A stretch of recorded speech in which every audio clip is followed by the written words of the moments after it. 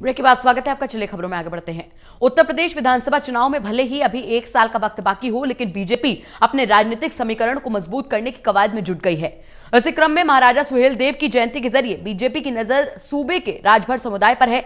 UP सरकार ने बहराइच के चित्तौरा में महाराजा सुहेलदेव स्मारक का भूमि पूजन कार्यक्रम आयोजित किया।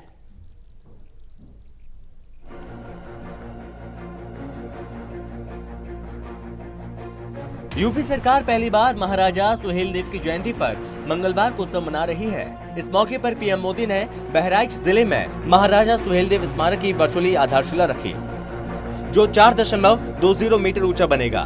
पीएम ने कार्यक्रम के दौरान विकास की 39 करोड़ की परियोजनाओं की सौगात भी दी। महाराजा सुहेलदेव की एक घोड़े पर सवार प्रतिमा की स्थापना, कैफेटेरिया, अतिथि गृह और बच्चों के पार्क जैसी कई पर्यटक सुविधाओं को शामिल किया गया है। महाराजा सुहेलदेव के बारे में कहा जाता है कि 11वीं शताब्दी में महमूद गजनवी के सेनापति सैयद सालार गाजी को मार गिराया था उन्होंने। पीएम मोदी ने इस दौरान कहा कि भारत का इतिहास वो नहीं है जो देश को गुलाम बनाने वालों और गुलामी की मानसिकता के साथ लिखने वालों ने लिखा। भारत का इतिहास वो भी है जो देश के सामान्य जन ने लिखा है। इतिहास रचने वालों के साथ इतिहास लिखने के नाम पर हेरफेर करने वालों ने जो अन्याय किया, उसे अब आज का भारत सुधार रहा है, सही कर रहा है।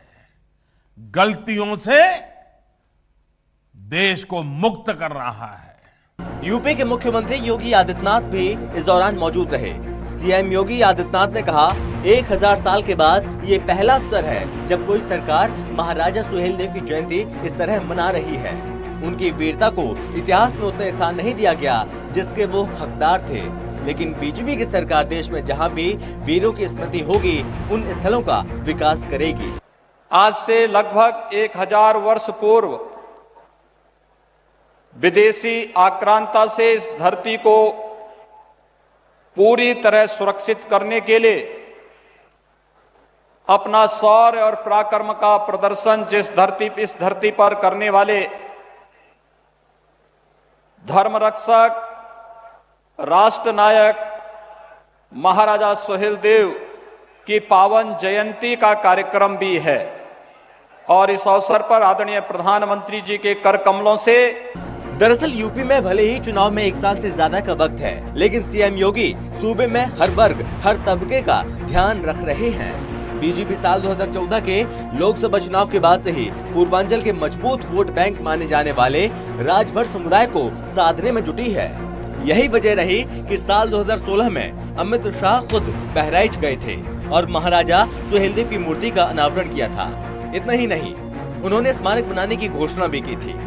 सुहेलदेव जयंती को भव्य तरीके से मनाए जाने के पीछे बीजेपी की कोशिश ओम प्रकाश राजभर के मजबूत वोट बैंक को भेद कर अपने पाले में लाने की मानी जा रही है। इसी सिलसिले में सीएम योगी ने राजभर बिरादरी के सबसे बड़े महापुरुष सुहेलदेव की जयंती पर उनका स्मारक बनवाने का फैसला लिया है।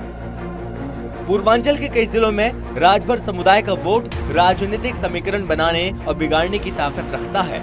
यूपी में राजभर समुदाय की आबादी करीब 3% है, लेकिन पूर्वांचल के जिलों में राजभर मतदाताओं की संख्या 12 से 22% है।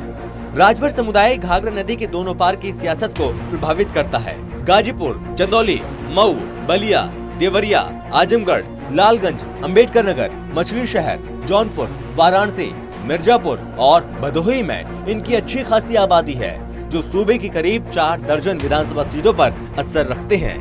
और इसी को देखते हुए बीजेपी राजभर समुदाय अपनी तरफ लाने का प्रयास लगातार कर रही है।